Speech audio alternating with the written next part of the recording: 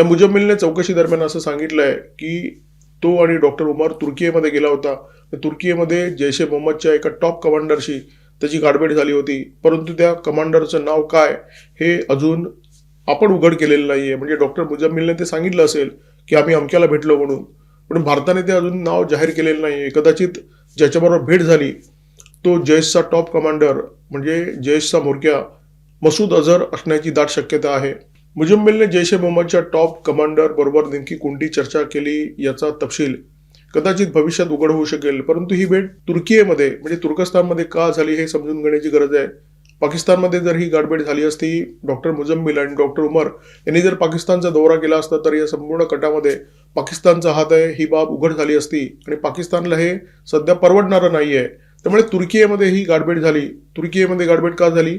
तुर्की हा पाकिस्तानचा कडवा समर्थक आहे आणि तुर्कीचे जे राष्ट्राध्यक्ष आहेत तय्यिप एर्दोगान यांना सध्या मुस्लिम जगाचा म्होरक्या बनण्याचे डोहाळे लागलेले आहेत.